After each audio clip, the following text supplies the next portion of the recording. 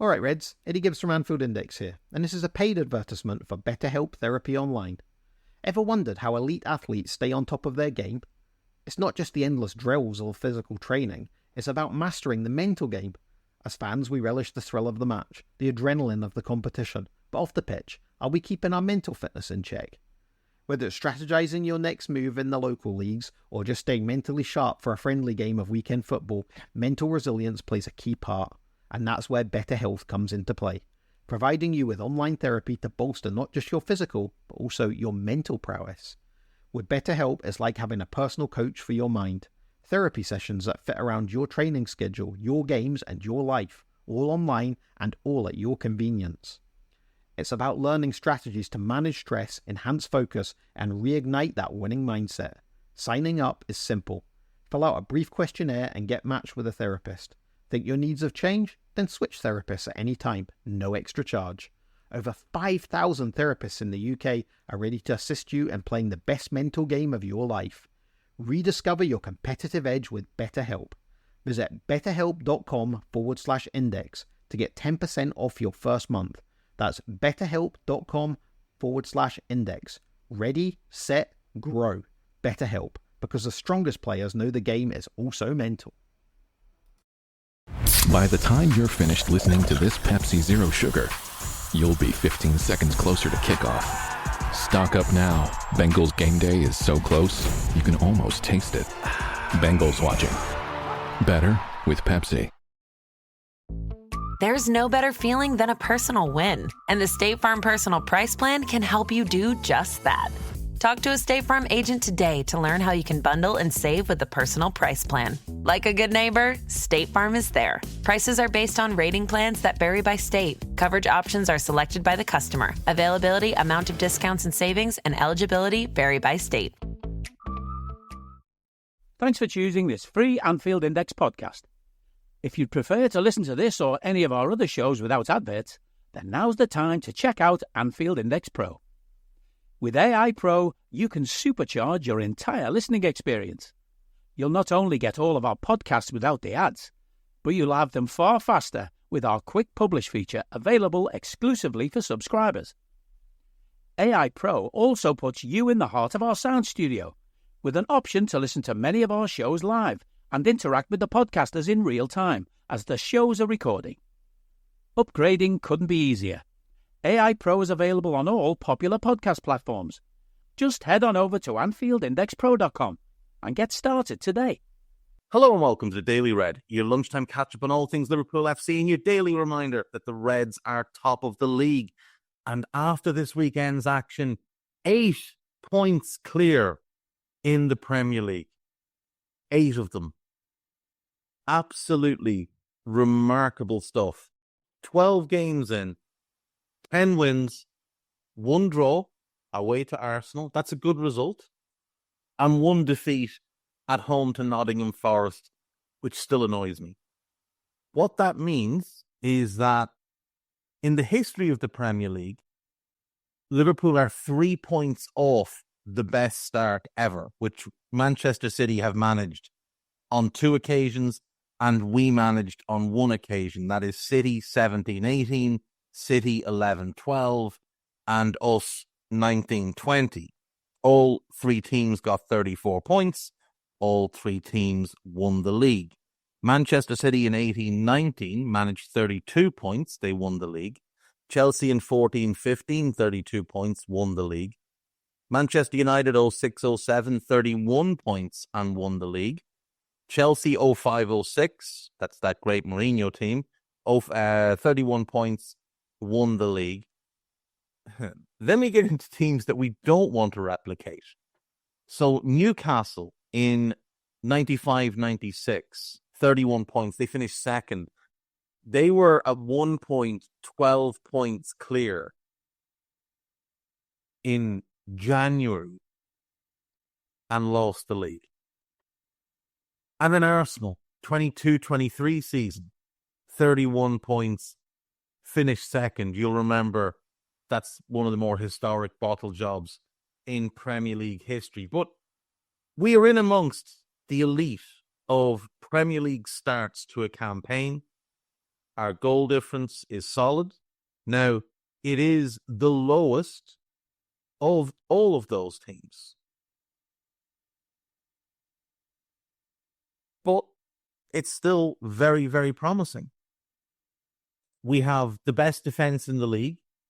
We have the second best attack in the league. And thus we have the best goal difference. In fact, our goal difference of plus 16 is one of only two in double figures. Positive double figures. There are two in negative double figures. Those are Ipswich and Southampton. But our plus 16, Spurs are plus 14, and nobody else is higher than plus 9.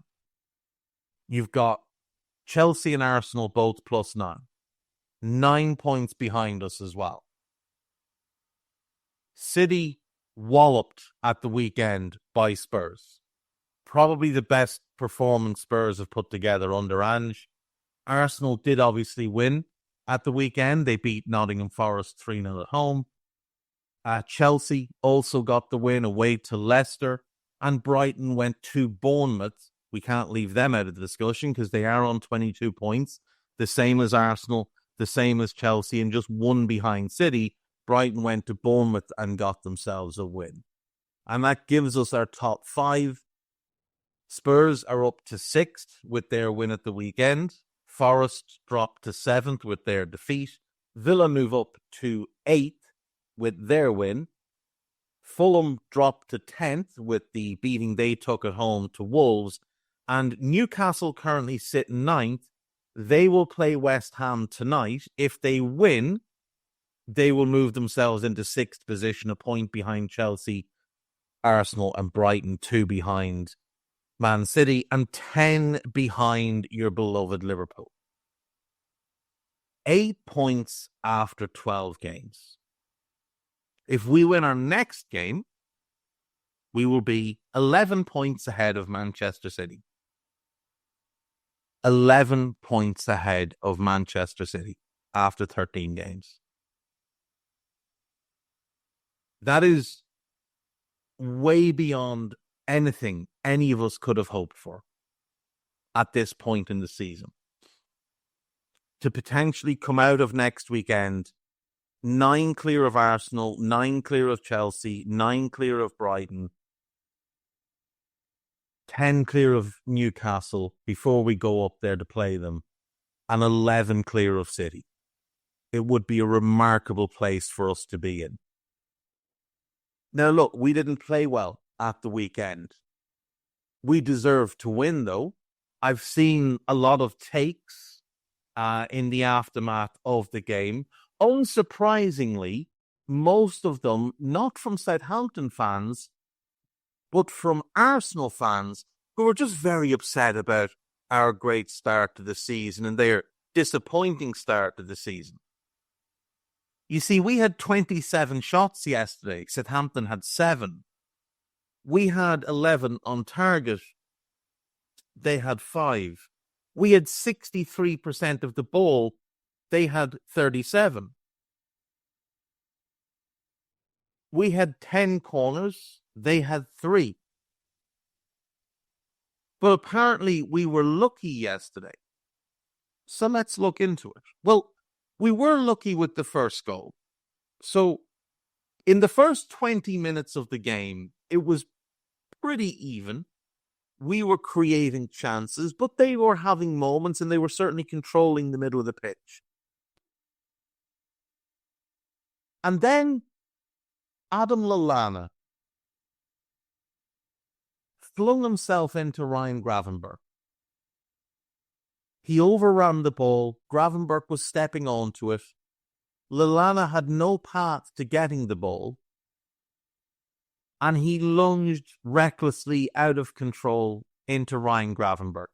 And if not for the fact that Adam Lallana packs all the punch of a soggy biscuit, he probably would have broken Ryan Gravenberch's ankle.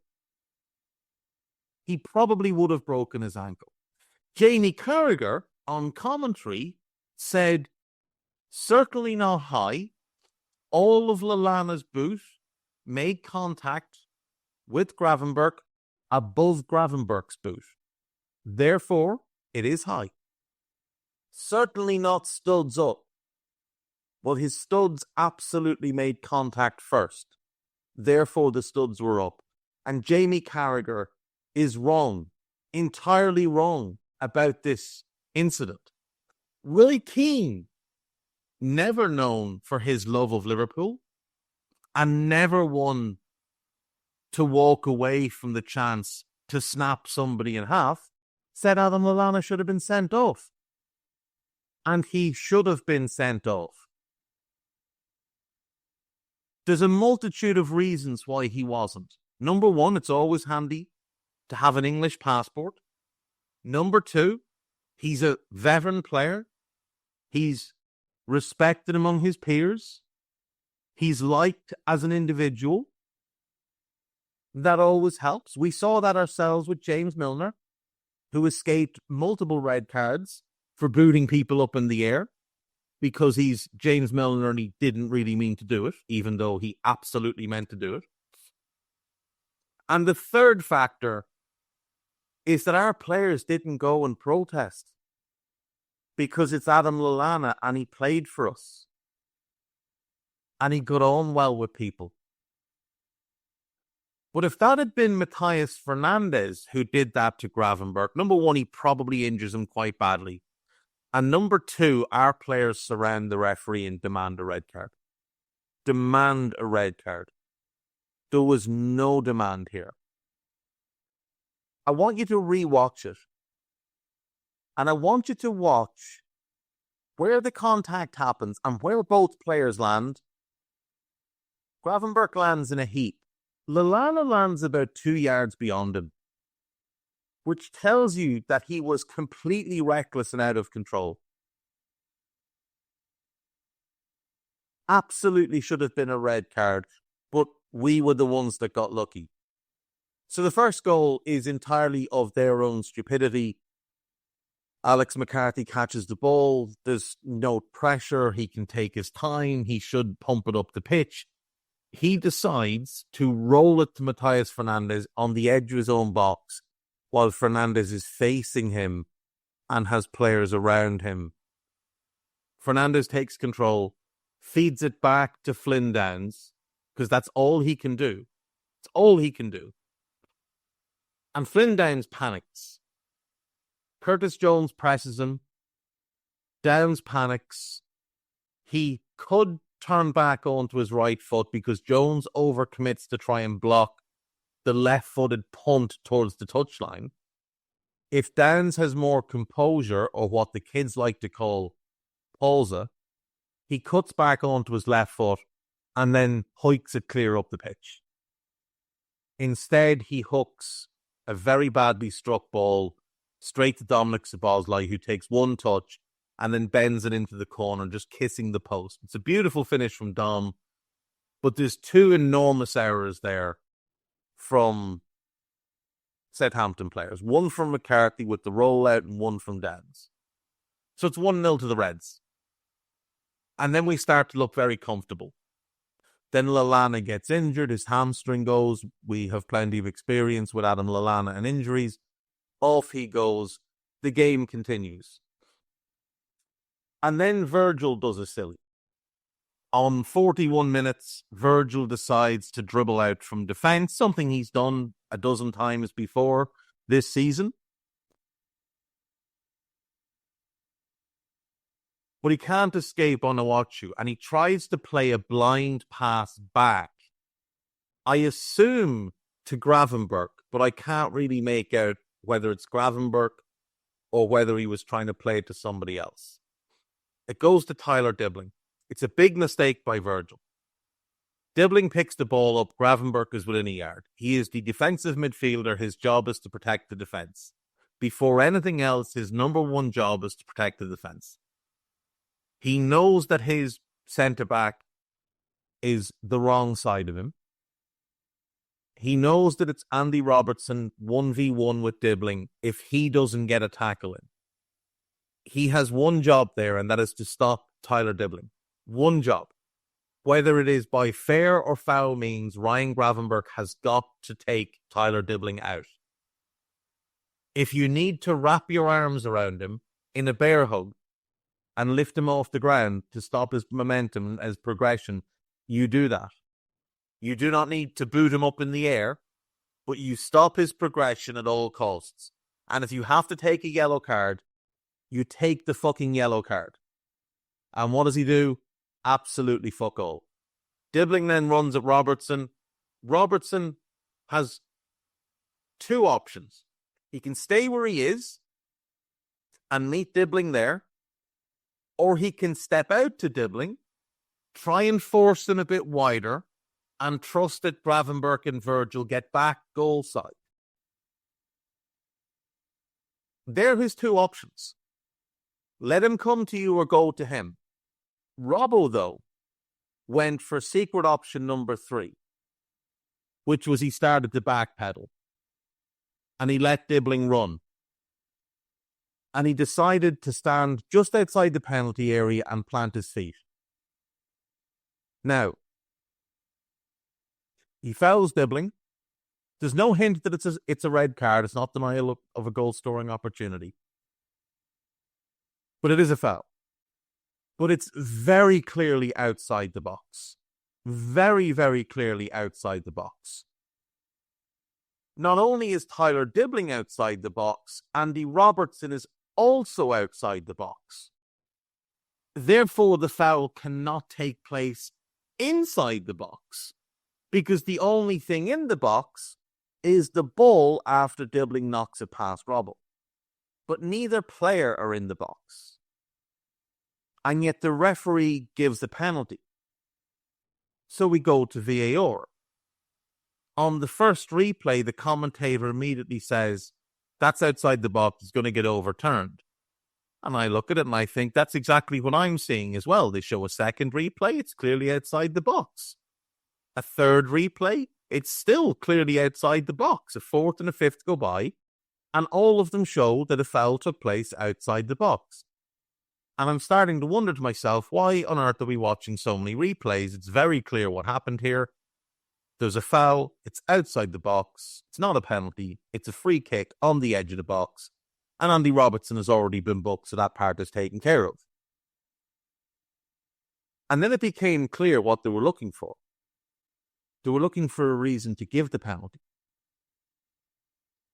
They were looking for a reason to give the penalty. And then the penalty gets given. The penalty gets given for a foul that's very clearly outside the box. But you need to remember here, it's Liverpool who got lucky. So Adam Lallana has escaped a clear red card, and Tyler Dibbling has now been awarded a penalty for a foul that took place outside the penalty box. But it is Liverpool who have gotten lucky here. Magnificent stuff, really. The PGMOL's Twitter tweets out that they couldn't find evidence that the foul wasn't in the box. There are 5 different angles that prove that it wasn't in the box. You imbeciles. But the penalty's given. Up steps Adam Armstrong. Queeving Callagher dives to his right, Armstrong's left, and makes a good save. The ball bounces straight back to Armstrong, who puts it through Callagher's legs on the rebound. Like, if you'd rolled the ball to him, it couldn't have come back more perfectly. But again, it's Liverpool who got lucky here. That's what you need to remember. So we go in at half-time, it's 1-1. We come out in the second half, we look flat. You're wondering, will Arna's second half Reds turn up as they have many times this season? On 56 minutes, they go ahead. They go 2-1-0. And to their credit, it's a really nicely worked goal. The ball is cleared from a Liverpool set piece. It's shifted out to the right. It's clipped into the path of Tyler Dibbling. Dominic Szoboszlai comes across, does really well to stop his progress. Dibbling cuts back on and comes in onto his left foot. plays a perfect cross-field ball to Adam Armstrong. But Ibu has Adam Armstrong.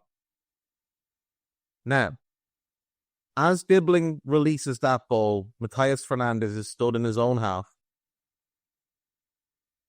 Gravenberch is 5-6 yards from him one way. Darwin is 5-6 yards from him behind him.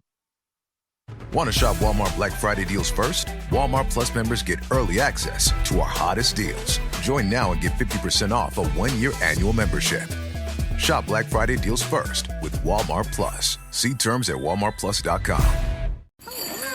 This year, Santa's bringing the power of Energizer into his workshop. Whoa, the Energizer Bunny's got so much power. Wait, he's powered up all the toys. I think that means we're done for the year. I love this bunny. He's the hardest working helper the North Pole has ever seen. And he wants all your gifts to have the power of the #1 longest lasting AA battery. So this holiday season, stock up on Santa's and the elves' favorite battery, Energizer Ultimate Lithium. At the Home Depot, the holidays have arrived. And so is all my family. So I'm working on keeping up with the laundry. The Home Depot is here to help with Black Friday savings up to 40% off select appliances. Spend less time doing laundry with smart, efficient appliances from Samsung, ranked #1 in customer satisfaction. Perfect. Less laundry time means more family time. Get Black Friday savings now with free delivery and financing on select appliances at the Home Depot. Visit jdpower.com/awards for more details. Offer valid November 6th through December 4th. U.S. only. See store or online for details. I don't need a VPN. I've got nothing to hide. Ha. This is what I used to tell myself before I hooked up with LibertyShield.com. Not only is my home internet now fully encrypted, but I can now access all the websites I want, whenever I want, and do so from absolutely anywhere. As a Liverpool fan, I love to know I can now watch every match, regardless of whether it's on UK TV or not. My Liberty Shield VPN makes sure nothing is blocked and guarantees me super fast streaming speed throughout that match. You can get connected right now with their software package, which includes a 48-hour no-obligation free trial and instant access to their apps for Apple, Android, Fire TV, PC, Mac and Android TV.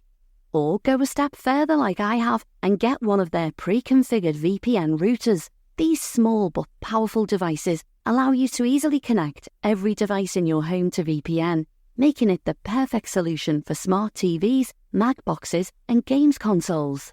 Visit LibertyShield.com today and use coupon code AIVPN25 to get 25% off at checkout. But and Virgil is coming back, and Bradley's coming back. But we've got numbers. Should be okay. Ball comes across from Dibbling to Armstrong. Perfect pass. He's now one-on-one with Ibu. Who do you fancy there? Think you fancy Ibu. Conor Bradley, for some reason, decides he also has to go to deal with Armstrong. Armstrong realizes this, takes a moment, feeds the ball into the path of Fernandes, who's now ran 60 yards. Darwin has bust his bollocks to get back. Absolutely burst his bollocks to get back. Can't quite get there in time. Finishes very easily. It's a good goal for them. Take nothing away. It's a really nicely finished goal. Really nicely worked. All the rest. The lack of decision-making from Bradley, the lack of effort from certain players in our team to track the runner outside of Darwin, who gave everything he had to get back. Shocking. Absolutely shocking. But 9 minutes later, we are back in it. It's 2-2. Anna makes some changes. He brings on Diaz. He brings on Alexis. Midfield starts to finally make a bit of sense, having been largely crap up to that point, apart from Szoboszlai. Jones goes off. Gakpo goes off. Gakpo, to his credit, was actually playing quite well. Thought he was a little bit unfortunate to go off. Thought Darwin would have been the more obvious pick to go off. Darwin did not play well. Gravenberch lofts the ball over their defence into the space for Mo. It holds a little bit in the wind, and just drops perfectly as Mo strides onto it. The goalkeeper, I think misjudging the flight of the ball, has charged off his line. He's in no man's land, and Mo's first touch, which I assume is meant to control the ball, puts the ball into an empty net. And it's 2-2. And from there, it was all Liverpool. I think they had one shot. I think it was a headed chance that went over after their second goal. It was all Liverpool. We should have been ahead. I don't know, was the Diaz chance before or after the second goal? I think it was before. Mo plays a lovely ball. It was before. Mo plays a lovely ball over the top to Darwin, who runs onto it really well and squares it across the 6-yard box. But Diaz has just overrun it and can't hold his momentum. The ball ends up going behind him. Then we score. Then we lay siege to their goal. To their credit, they're hanging on. And then Mo picks the ball up, cuts in on his left foot, clips in a cross to Andy Robertson. But Sugawara, who's on the pitch maybe 5 minutes, is coming back to defend Robbo. First touch is on his chest. Ball goes up in the air, and he makes a very clear swiping motion with his hand. Because if he doesn't, Robbo's easily getting the ball. And whether Robbo scores or not, no one will ever know. He might lay it across for somebody else, we don't know. But either way, Robbo's going to get that ball. And Sugawara makes a swiping motion with his hand. You can see a flick of his wrist. And a penalty's given. And it is absolutely the correct decision. And up steps Mo, and it's a brilliant finish. And from there, we just saw the game out. Now, the big moments in the game absolutely, from a refereeing point of view, absolutely went to them. Now, they have two bones of contention that feeds into this narrative that we were lucky. First and foremost, incident in the first half where Adam Armstrong kind of bundles the ball past Ibu. Ibu puts his hand on his back, and Armstrong does some weird kind of swan dive thing where he kicks his heels out and flails and then face plants onto the ground. If you watch the replay, the hand on the back is outside the box, but it's very clearly a dive and should be a yellow card going the other way. Bizarrely, the ref gave them a corner, even though it was clearly Armstrong who had touched the ball last, but it's by the by. It's not a penalty. Stop crying about it. Then there's an incident in the second half where Armstrong again kind of bundles his way through. On the coverage, they made a big deal of the fact that Conor Bradley had a handful of Armstrong's shirt and ignored the fact that Armstrong had an even bigger handful of Conor Bradley's shirt. Kelleher slides out, kind of makes contact with the ball. There's contact with him and Armstrong. Ref gives us a free kick. This is a source of crying as well. You'll remember when we played Chelsea, a similar enough thing happened between Robert Sanchez and Curtis Jones. We were given a penalty and then it was waved away. That was far more of a foul than this was. So the notion that you've been wronged here is purely based in fantasy.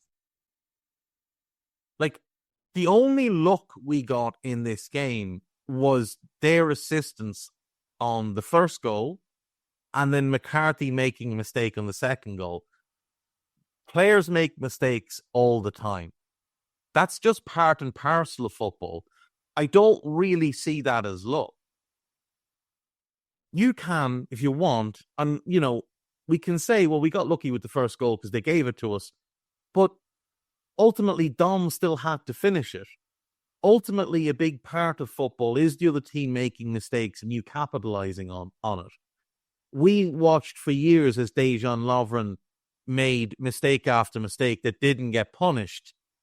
And then sometimes he would make one and it would get punished. Well, quite often he'd make mistakes and they would get punished. But either way, it wasn't lucky for the opposition that Lovren made said mistake and they punished us. It was just shit from our player. Simple as that, part of the game. The three big moments of luck really in the game go to them. Lallana not getting sent off, a penalty for a foul outside the box, and then the ball bouncing directly back to the player who's just missed the penalty, enabling him to tap home. Now, if you even look at the XG for this game, we doubled theirs. And the vast majority of theirs comes from the penalty that was outside the box and then the ball bouncing back to him 10 yards from goal. That's what they created in the game, really. That and their goal and one Flynn Downs chance, which Robbo gifted to them. That's it. The 2 goals and the chance that Robbo gifted to Flynn Downs. And again, the first goal would never have happened if the referee doesn't make a catastrophic error. So how did we get lucky?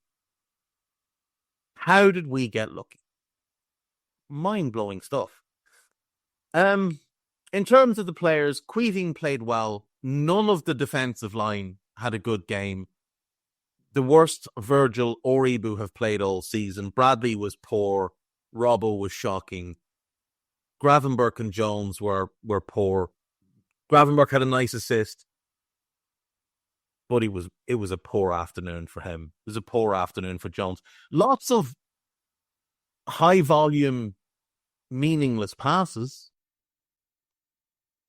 that people will fondle themselves over pass completion numbers, but no impact on the game for the vast majority of the game. Gravenberch had a couple of decent moments in the second half. He'd one lovely little dribble. He'd one moment where he won the ball back high up and drove into their box, and it unfortunately ended in nothing. But on the whole, a poor afternoon for him. A poor afternoon for Curtis. Dom scored, had some moments. That was about it. Midfield looked lost, really, against what is a hodgepodge midfield for Southampton. That's a little bit of a concern. Darwin was awful. He was just awful. He got his head rattled in the first half and he just never really recovered. Mo was Mo. And Cody, I thought Cody played quite well. He was a good outlet for us in the second half, produced some good crosses. Mo really should have scored 4. He hit the post in the second half. He missed a good chance in the first half. Mo could have had 4 and then the game looks very different. But ultimately he got 2 and he won us the game. And that brings him to 12 goals and 10 assists on the season. Plus he won the penalty that he scored himself. I think it's 10 and 6 now in the Premier League, which is, if I'm not mistaken, better than the pace he was on in 17-18 when he scored over 40 goals. So that's nice. Mo had comments after the game. And I'm not sure why, but these comments only seem to have appeared or been released today. Where he said that, it's almost December. I haven't received a contract offer yet. I'm probably more out than in. And of course, that has led to Twitter going into full-blown meltdown with people that should know better amplifying things and being, I don't know, purposely toxic so that they can maximize their little blue checks that they pay for on Twitter. So, you want to be a marketer. It's easy. You just have to score a ton of leads and figure out a way to turn them all into customers. Plus, manage a dozen channels, write 1 million blogs, and launch 100 campaigns all at once. When that's done, simply make your socials go viral and bring in record profits. No sweat. Okay, fine. It's a lot of sweat. But with HubSpot's AI-powered marketing tools, launching benchmark-breaking campaigns is easier than ever. Get started at HubSpot.com/marketers. Chronic migraine is 15 or more headache days a month, each lasting 4 hours or more. Botox, onabotulinum toxin A, prevents headaches in adults with chronic migraine. It's not for adults with migraine with 14 or fewer headache days a month. It prevents, on average, 8 to 9 headache days a month versus 6 to 7 for placebo. Prescription Botox is injected by your doctor. Effects of Botox may spread hours to weeks after injection, causing serious symptoms. Alert your doctor right away, as difficulty swallowing, speaking, breathing, eye problems, or muscle weakness can be signs of a life-threatening condition. Patients with these conditions before injection are at highest risk. Side effects may include allergic reactions, neck and injection site pain, fatigue, and headache. Allergic reactions can include rash, welts, asthma symptoms, and dizziness. Don't receive Botox if there's a skin infection. Tell your doctor your medical history, muscle or nerve conditions, including ALS, Lou Gehrig's disease, myasthenia gravis or Lambert-Eaton syndrome, and medications, including botulinum toxins, as these may increase the risk of serious side effects. Ask your doctor and visit BotoxChronicMigraine.com or call 1-800-44-BOTOX to learn more. Looking for a pickup truck to get just about anything done? Look no further. The Chevy Silverado EV isn't just the most powerful Silverado ever, with next-level towing capability and technology. It also offers game-changing versatility with the available multi-flex midgate and tailgate, which means Silverado EV helps you carry large, bulky, and oddly shaped items up to nearly 11 feet in length. Chevrolet. Together, let's drive. Visit Chevrolet.com to learn more. It's the only thing I can really think of with some of these people. Accounts with 60, 70, 80,000 followers being purposely negative just to drive engagement and make sure that they get their little check from Elon each month. Blue Sky, thankfully, is a lot more calm and composed about the whole thing, a lot more thoughtful in the discussion. James Pearce has said, kind of in the aftermath of this clip coming out, that, you know, just because a contract offer hasn't been presented yet, that doesn't mean talks haven't been going on. And the talks between Mo's people and the club, Mo's person and the club, I suppose, have been very positive. And of course, if you go on Twitter, people are saying, well, Mo's not lying, so James must be lying. But you go on the other side and people are wisely pointing out that both things can be true. The talks can be positive. That doesn't necessarily mean a contract would have been presented as yet. See, the likelihood is that Liverpool won't present Mo with a contract until they're certain he's going to sign it. Until they've locked in on the details, Liverpool are unlikely to present Mo with a contract. They're not going to make him offer after offer after offer here, because that's just not how this club operates. They will discuss every point of this deal, and then they will present him with their offer. That's what will happen. And I believe that's what will happen here, and I believe Mo will sign it, because it will have been worked out to fit his demands and the club's wishes. Now, I've said before, my approach to this would have been, Mo, here's a contract. You fill in the years. You fill in the money. Sign your name at the bottom there like a good lad. And we're all happy. And we'll just carry on. Because you've earned it. I would do the exact same thing with Virgil. I'm sure if you asked Virgil, he would say he hasn't yet had a contract offer. I'm sure if you asked Mo, or a Trent rather, he would say he hasn't had a contract offer. Because the club don't negotiate by just throwing offer after offer after. We don't turn around and go, right, here's 200 grand. And they go, but I want 300 grand. You're offering me way below what I want. That's disrespectful. And we go, okay, well, here's 220 grand. No, I want 300, but I'll tell you, I'll come down a little bit. I'll come down to 280. Okay, here's 240. Right, away to fuck. I'm not signing this. Good luck to you. We will have discussions and negotiations with the agents that will find a common ground on salary, on years, on incentives, on image rights, and on whatever else there is to go into it. And then we will present a contract offer. which we will hope and the other side will hope fits all parties and gets done. I see no reason to change what I said last week and the week before. Right now, I'm 100% on Virgil staying and I'm about 75% on Mo staying. Nothing that's happened changes that for me. Remember as well, there are two sides to this. Both sides have their own interests at heart. Ultimately, the club and the player, they have their own interests at heart. So Mo may well just be playing the game, making sure he gets the very best that he deserves, making sure that there's no doubt that he wants to stay, but he wants what he wants. He's performing like a lad who deserves what he wants.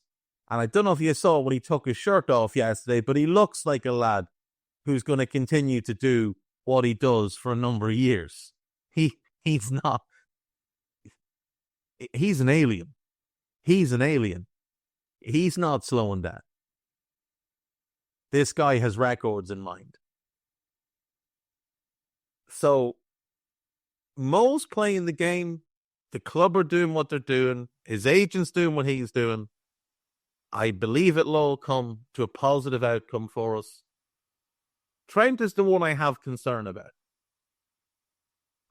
Some days I wake up and I think, yeah, he probably stays. 55% stays, 45% goes. Some days I wake up and think, he probably goes 55% he goes, 45% he stays. But you know what I don't do? I don't go on social media and have a fucking wobbler about it. Because you know what that does? Fuck all. It does absolutely nothing. All it does is, all it accomplishes is to get loads of people crying about stuff. We're top of the league, lads. We're top of the fucking league. So shut up crying about things you can't control and focus on the positive, which is that we're top of the league. 8 points clear of City, 9 clear of everybody else, and City are coming to Anfield in a week on the back of 5 straight losses. They'll probably beat Feyenoord in the week. If they don't, maybe it's time to sack Pep. But they're coming to Anfield next week and they have to win. But if we win, we can start to feel a little bit more confident.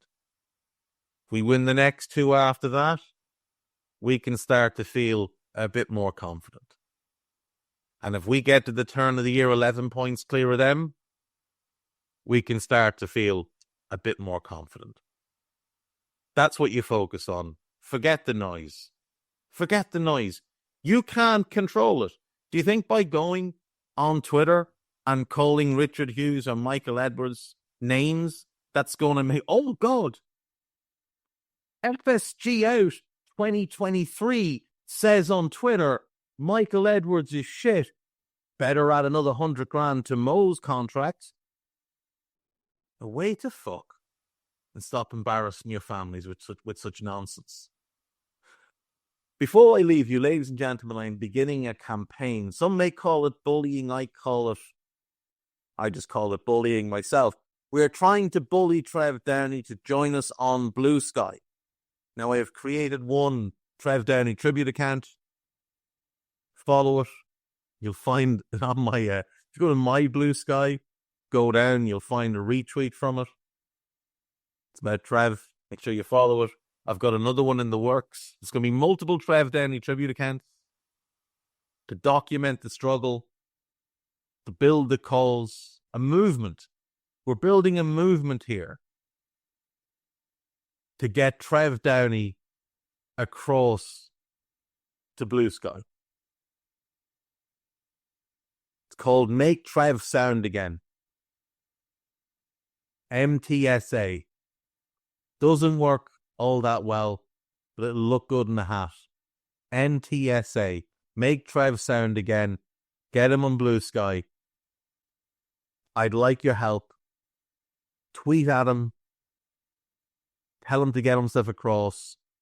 If you really want to help, absolutely drown his Twitter feed in Christmas trees. Make it so that he can't open Twitter and look at his mentions without seeing a Christmas tree. And let's drive him across. I'll see you tomorrow. Take care of yourselves. Bye-bye. We hope you enjoyed listening to this Anfield Index show. Please be sure to subscribe to our channel so future podcasts find their way to your device automatically. There's nothing quite like fan engagement, and we'd love to know what you think of anything discussed on this show. The best way to get in touch is over on our free Discord community, where both podcasters and listeners debate the hottest LFC topics 24/7. Sign up free now at AnfieldIndex.com/Discord. You won't regret it. You can also follow us on Twitter at Anfield Index and find us on Facebook by searching for Anfield Index. Oh, and before you go, we'd love it if you could leave us a 5-star review on your favourite podcast app. It only takes a couple of seconds, and it means the world to the people who create these free shows.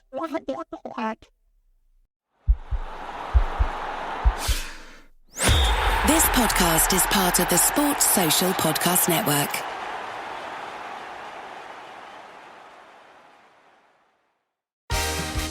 Black Friday is coming, and for the adults in your life who love the coolest toys, well, there's something for them this year too.